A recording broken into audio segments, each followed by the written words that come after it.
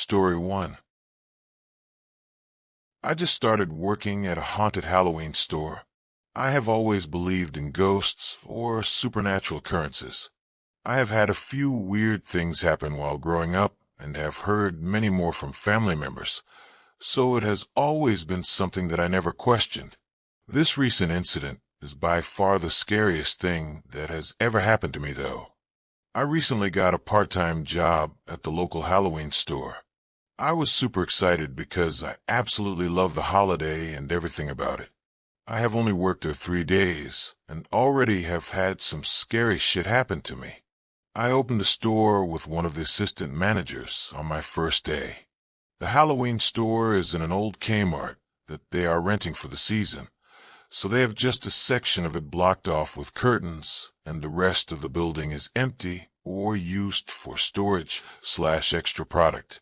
When we open, we have to go to the safe to get the tills and figure out if we need to go to the bank or anything.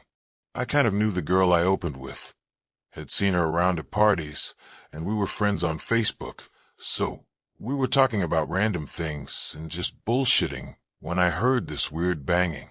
I asked her what it was, and she said, "You hear that too? I didn't want to scare you, but this place is haunted." She then goes on to talk about how they have had weird things happen since they opened. Random things would move, disappear, and or appear out of thin air. They complained to the district manager, and he ended up sending a demonologist to check the place out. She then proceeded to tell me that the demonologist ended with saying that there were a few spirits that he sensed, one of which was an old cashier who died there and hated women. After that, we had to go to the bank, and when we got back, we had a line of customers already. So we didn't really talk about it much more. Of course, this was a Halloween store, so I kind of just thought they were messing with me, or they were just being dramatic and blaming these things on a ghost. Kind of creepy, but whatever. I didn't think much more of it until I opened again on my 3rd day of work. This time, I opened with the store manager. Again, we had to check the safes and go to the bank. When we walked back behind the curtains that led to the empty part of the store, she just mentioned that she got the creeps going back there alone. So I asked her if it was because of the ghost.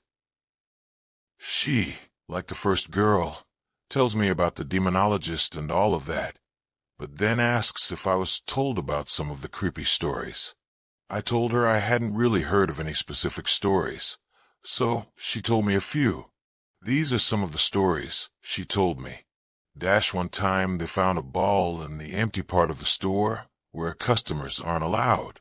It was just sitting in the middle of the store, wasn't there the night before, and no one knew where it came from.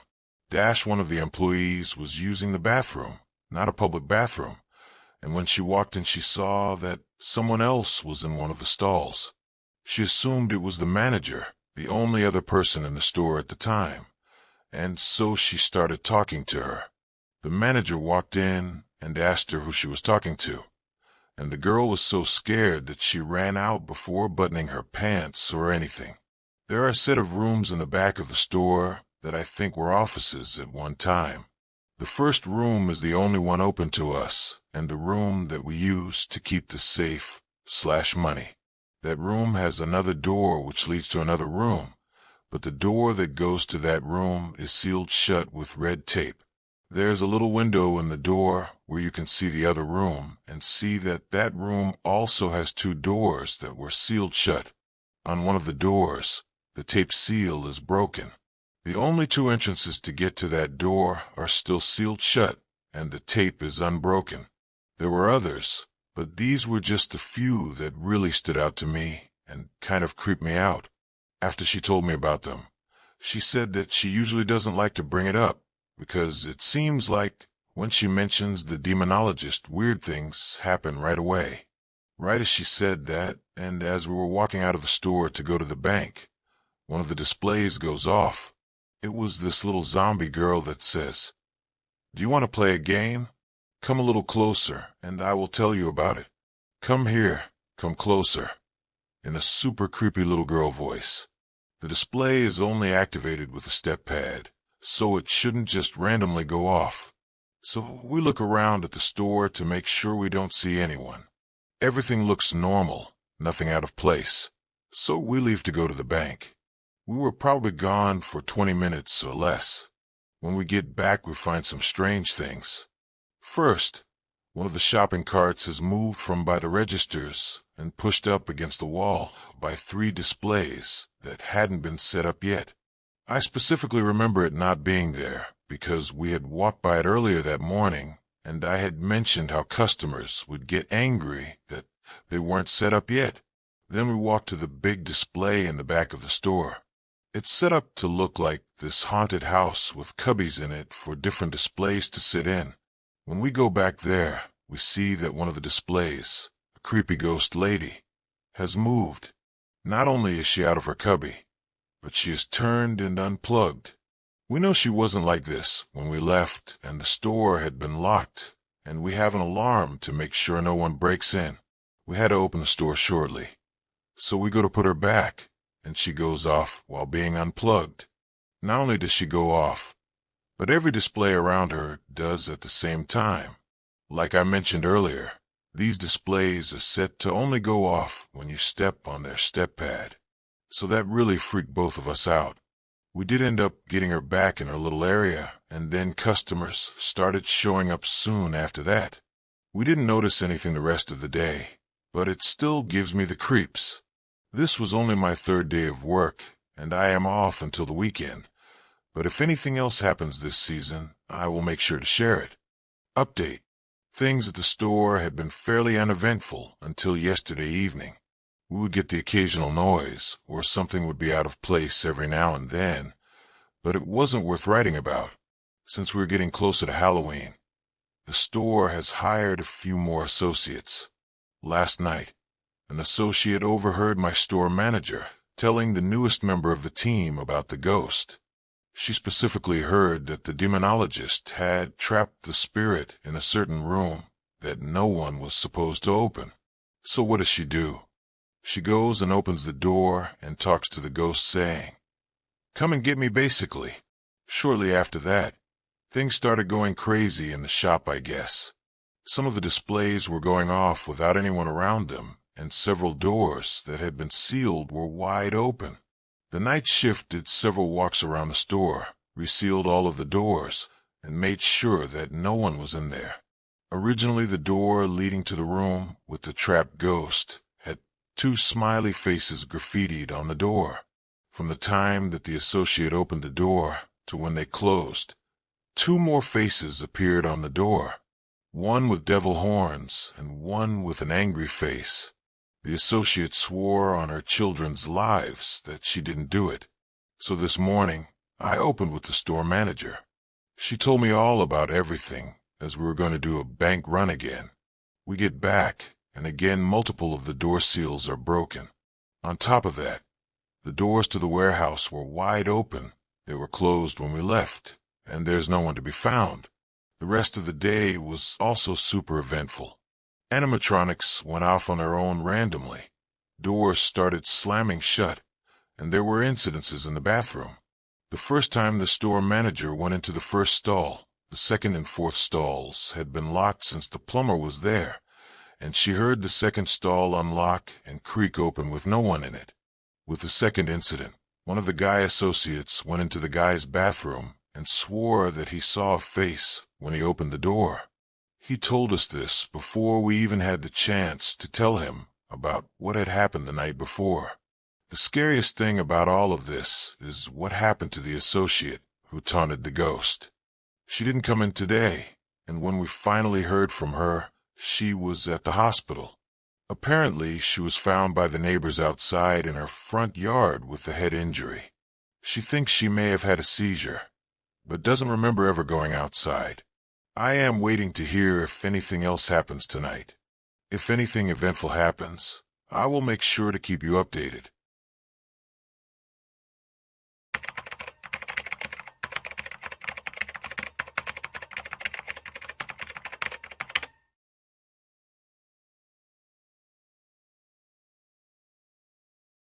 Story 2. My son won't take off his Halloween costume. Me. Being poor is tough, but it hits especially hard during the holidays. Halloween is the first reminder that you don't have the disposable income for your kid's happiness. I took Austin down to a local thrift store we visited frequently. They had a rack of reject costumes from supermarkets, a few cheap latex masks, corny novelty party hats, and one very well-made green and yellow belly dragon costume that looked like it could fit Austin and Austin only. Sitting alone next to a golf bag full of hockey sticks, it was painstaking detailed. It had scales that actually shimmered, interlocked in tiny emerald shields, each with their own special symbol. Hard like crystal, lighter than glass or even plastic. It was cute enough to make adults smile and remarkable enough to finally make my poor son the envy of all the rich kids at a school. My son jumped into it without waiting. I appreciated the workmanship on the rubber-soled feet, individual fingers with claws and lifelike tail and jaw. No stitches, no tag. Custom handmade. Austin took the head of the dragon and slid it over his own, his bright smile eclipsed by the black mesh inside the dragon's open mouth. He begged me to get it. It wasn't cheap, at least for us, but well worth it for Austin. Austin wore the costume all day from then on. That was the 27th, when he went to his first friend's costume party of many. He was the hit of every one, so it was no wonder why he loved the dragon so much that he wanted to sleep in it. Seeing as how it was one giant plush and armored sleeping bag, we agreed. It seemed like we kinda had to. The kid did all his chores and homework in that costume, as if he was trying to buy a favor with us, before he asked if he could keep the costume on. We said yes. Even at school, he could wear it until Halloween. Austin's school is very open-minded. The students loved the costume as much as everybody else. Even the teacher was fine with letting Austin keep it on during school hours. It was the first week where Austin the Dragon didn't get in trouble. Austin even got a rare A on his spelling test during the week before Halloween. He ate his veggies and brushed his teeth through a slot in a mesh that was hard to see at times, and it sounded like he was showering every night without us needing to tell him to. Why not let the kid have some fun? Austin's last Halloween is my bet for the best Halloween nights any kid has ever had. Every house was its own little amusement park of treats and decorations, almost all of them for Austin the Dragon, a legend that every kid spread at school. It seemed that every adult played along as knights or maidens or queens, and even some of the other kids copied his costume, leading a band of dragons to terrorize the neighborhoods looking for chocolate late into the weekday night. What we feared would happen came true on the 1st of November. Austin refused to get out of the costume. He was never a shrieker or a kicker before, but he was when my wife or I tried to unzip the back or reach for the head of the dragon. After an hour of arguing and tears, we finally caved and sent our kid out to school looking like a fool. When my wife called me that afternoon saying it was the school and that it was an emergency, all I could imagine was a group of bullies beating up my son in his costume. I rushed all the way to the school nurse's room, where I saw my son on his stomach, laying on the reclined bed, still in the dragon. The nurse told us that a kickball had flown over the fence and bounced off a truck's bumper, launching the ball onto a lamp post and then to the back of my son's head as he was walking out of lunch. A strange event, a stroke of bad luck, path of the storm and all that. The nurse did have good news, said the helmet inside the costume may have saved his life, as she could still feel a pulse even with the costume on. Austin was unconscious and may have been hemorrhaging. We needed to get it off of him. The helmet was stuck tight, so were the side and bottom zippers. The nurse had to ask a custodian for a pair of pliers to get a better grip on the zipper tabs. The nurse clamped onto it and tugged. My wife helped her. I should have left it alone, but I helped the two of them. With all three of us straining, The zipper peeled down slowly, like an embedded knife, drawing through a torso with sound that reminded me of wetwood splitting. The space above the zipper split open to a deep crimson gash, flashing bones, muscles, and organs. My wife screamed as the nurse yanked the zipper up alone, closing the oozing, bleeding zippers as best she could as we picked him up. We followed our son in the facility school van/emergency ambulance to the nearest ER and waited until dark, until 2 women and 2 men entered our son's ER wearing medical scrubs that were bright white while the others wore powder green. They each carried an official kind of walk, kind of a march with matching bright blue-soled nurses' shoes. They looked odd, like actors in a play, but as out of place as they seemed, this new crew gave my wife and I new hope. 10 minutes later, 2 of them walked out, one carrying the costume of the dragon, the other the head. One said to the other, "Just a little more time, and his meal would have been done." Shame. Still, I can't believe they let one of us get all the way to a thrift store. As they walked off down the hall, ignoring us, my wife followed them while I waited by the door for the other 2. When the 3 of them left, a man exited the ER in a hurry. The last woman spoke in a strange accent to the man that left, like she learned English from a speech bot. "You can't do that here." The man's voice was quick and sleek. "Rules don't apply here, man-eater. This is just a cattle pen." I physically stopped the man with my arm. His brown eyes ruffled and shot down at me in indignant fury as I asked, "Do you know anything about my son Austin?" "Why would I know anything about your son?" The doctor wore one of those metal reflective discs on his head and a stethoscope that belonged on a TV set. His mask hid everything but those angry eyes. He smelled like gasoline made out of limes. I asked him what he was doing in the ER with that group, and who he was. "Do you think I wear this mask just to advertise who I am?" He broke the contact with my hand and walked out of sight.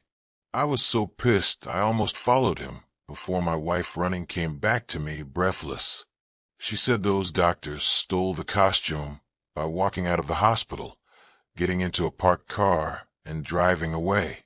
We came back to ER and found the group standing outside, waiting for us.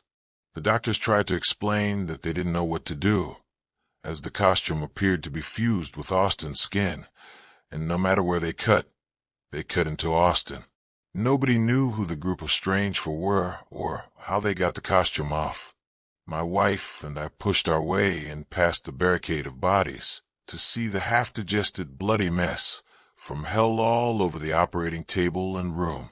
In the mess was Austin's watch, pickled and shriveled, like it had been sitting in stomach for nearly a week. I ran from the ER so quickly that my shoes slipped off halfway through the sprint. First thing my eyes landed on was the blue bathroom symbol, and I bolted there to throw up and have my breakdown. The men's room door was propped open, and I had no shoes left to make a sound. That's why the arrogant doctor who blew past me didn't stop pissing. He didn't hear me or see me. He was standing at one of the toilet stalls with his bright blue-soled shoes at one of the stalls, standing half in and out between an open door, the front of his head out of view. I saw what looked like his deflated face and neck resting on his shoulders, like a coat hood not in use. He then grabbed his own face with fake lips and empty eye holes and pulled it out of view into the stall as he put it on. I heard what might have been a zipper closing up, and I swore I saw his body jerk up a bit, like he just noticed I was standing there, watching everything.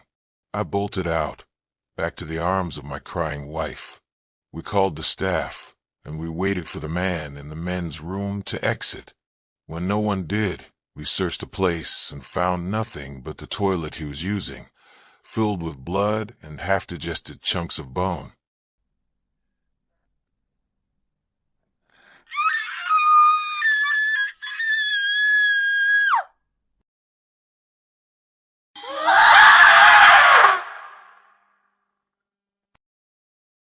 Story 3. A trick-or-treater has been coming to my house every night. It's not Halloween-y. I want to start out by saying that I don't know what this thing is. All I know is that I don't want it around me, and I can guarantee that you wouldn't either. Regarding a brief background, I bought my house recently. Nothing special, just a medium-sized place located in a relatively safe suburb. I have a girlfriend, Laura, but she doesn't live with me for personal reasons. At the moment, I'm here by myself. I'm painting the situation because this is the kind of place where kids would go trick-or-treating. Not some decrepit apartment building. Not some house in the middle of nowhere. Right here, in suburban America. The first time that it came was 4 days ago, at around 9 p.m. I was sitting in my office, working on a document, when I heard a knock at my door and the characteristic little kid voice saying trick or treat. Not some weird, demonic tone. It sounded exactly like a regular, upbeat kid. I just brushed it off as some fundraising thing and decided not to open the door. I was extremely busy, after all. Out of curiosity, I peeked out my window, watching as the kid, dressed up in some kind of a Grim Reaper costume, walked down the street. Off the bat, there were 2 weird things about this. First of all, there were no adults with him. I didn't get a look at his face, but there was no way he was older than 5. Second of all, he didn't knock on any other doors. I watched as he walked past every other house until disappearing at a turn. Despite the obscurity of this, it was still a pretty sad sight, but nothing that I thought about for too long. It didn't come back again until the following night, and this is where the detour to hell fucking no territory begins. I was out with Laura, and we were both drunk when we got back. It was late as hell, so we just decided to put on a horror movie before heading off to bed. About halfway into the film, I heard a knock at the door. An upbeat trick-or-treat followed. Laura was quick to react. What the fuck? I remember her whispering to me. I hadn't told her about the first time it happened. I didn't deem it noteworthy, after all. I looked at her without saying anything, and just put a finger up to my lips. It was barely even a conscious decision. It almost felt instinctive at the time. I got up from the couch and made my way over the door. Quietly, I looked through the peephole, seeing the same thing, in the Grim Reaper outfit from before. It was wearing a mask, so I still couldn't see its face. I really wanted to ignore it, but at the time, I just thought it was a kid, you know. Not to be rude, but what if he wasn't right or something? In any case, I reluctantly opened the door. It didn't move or say anything at first, so I asked it something along the lines of, "Are you okay? Do you need anything?" No response. All right then. I turned around to face Laura and asked what she was thinking. No response from her either. In fact, she looked horrified. "What's wrong? Don't look at it," was her immediate response. "Close the fucking door," she screamed. Her sudden outburst made me jump, but I did what she said. What the hell was that? I asked her. She shook her head, still sporting the same horrific expression. "I don't know," she said. I looked back through the peephole, but the only thing that I saw was the kid walking away, back toward me. I spent the night trying to convince her to just tell me what she'd seen, but her response was always the same. "I don't know." At a point, she just screamed at me to stop. "I told you, all right. I don't know." That was all that I could get out of her. She just didn't know. Whatever the hell that meant. She left immediately the next morning, and it was pretty obvious to me that she wasn't coming back for a while. I did get a parting text from her, though. "If it comes back, don't open the door." Safe to say, I was reasonably disturbed. Was she playing a prank on me? Seems rather elaborate, if you ask me. That couldn't be it. She'd never done anything like that before. Besides, she seemed genuinely terrified. But it was the only explanation that I could muster up at the time, so I went with it. Whenever I would talk to her after that, she never brought it up. I thought that she was just trying to pretend like she had nothing to do with it, and had something bigger planned for me later on. I decided to go along with it as well. The following night came, and I mentally prepared myself for anything that she was intending to pull. I decided to stay in order to get some work done. It was around midnight, and I was ready to head downstairs to play some Xbox before bed. And then I heard it. Knock knock. Trick or treat. Now, if Laura was the one doing this, then she would have wanted me to ignore it. But I could catch her off guard if I actually opened the door, right? The kid was probably one of her cousins or something. Weird that she's making him stay out so late. But hey, anything to scare me, I suppose. I looked through my peephole, once again seeing the Grim Reaper costume. I forced myself to laugh. "What's Laura paying you, kid?" I jokingly asked him through the door. What a mistake that was. Trick or treat. The statement was repeated, louder this time. It caught me so off guard, but I couldn't place why. And then I thought about it. The words didn't seem to have come from the kid's mouth, but from more of a general area behind him, if you get what I'm saying. I didn't react, continuing to look through, having no idea what to anticipate. Trick or treat. It was deafening the third time. I was jolted backwards, before scrambling onto the couch. What the hell? I thought to myself. I remained stiff for the next few moments, petrified at whatever the hell was standing on my doorstep. I waited and waited, but nothing happened. I was about to go back up to my room when I saw the police lights flashing outside. They rang my doorbell and started asking me questions. "Have you seen anything disturbing recently?" Well, I think some kids are playing a prank on me, but not really. What was I supposed to say to him? When I asked him why he'd come, he responded by telling me that the neighbor had called in, saying that she'd seen something horrible standing at my door. No descriptions beyond that. Just something horrible. The cop eventually decided that the woman was just off her rocker, but to call if anything else happened. I thanked him and he left. The next day, I rang my neighbor's doorbell, hoping to get some answers. I could hear somebody moving around inside, but nobody ever came. Looks like she didn't want to tell me anything, either. I relayed what happened to Laura, and she was understandably shocked. If this was a prank, then there was no way that she wasn't going to call it off at this point. This brings me up to yesterday night. I can safely say now that this was never a prank. I was in a cab, coming home late after a night out at the bar with some work friends. As we pulled up to my house, I was preparing to drunkenly stumble out when the driver said something that froze my blood. "Who's standing at your door there?" I didn't turn to face what he was referring to. "Keep driving," I told him. He started to ask me what was going on, but I cut in immediately. "Just keep driving." But the guy just wouldn't fucking go. "What did you mean go?" "It's some kid. It's almost 1 a.m. What's he doing out here?" "Look, we have to call some dash."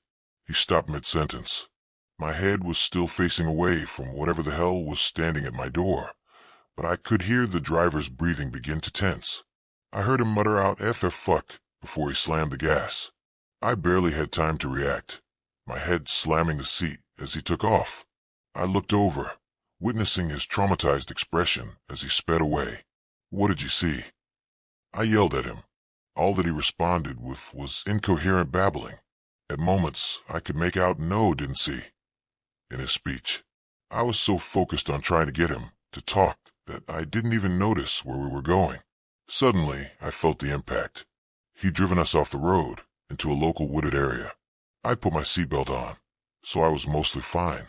The driver was knocked unconscious, though. I dialed 911 and told them what had happened. Well, not exactly what happened. Just something that they would believe. That the driver had gone insane and driven us into a tree. At first, they set their suspicions on me. No surprise there. But that premise was wiped out when the driver woke up, babbling the same shit he'd been babbling in the car. Nobody got any answers out of him. He remained a petrified, incoherent state. They tested him for drugs/alcohol. Nothing. Eventually, he was whisked away for some psychological tests. While I was getting treated for my minor head wound, a detective visited me. He told me that there were signs of a break-in at my house. Called in at around 1:30 a.m. The window in my basement had been smashed, and my front door had been left wide open. In the morning, I went back and looked everything over. It was indeed a mess. My Xbox and laptop were on the ground, and the cash that I'd hidden in my drawer looked like it had been thrown across my living room, with bills scattered everywhere. But with all that said, nothing had actually been taken. Beyond the window in the basement, nothing really needed to be fixed, either. It looked as if whoever was here was in the process of stealing my shit when they dropped everything and ran out the front door. That was the law enforcement's conclusion anyway. Not very logical, but logic isn't something that I expect at this point. I have a feeling that something else happened. Something far worse.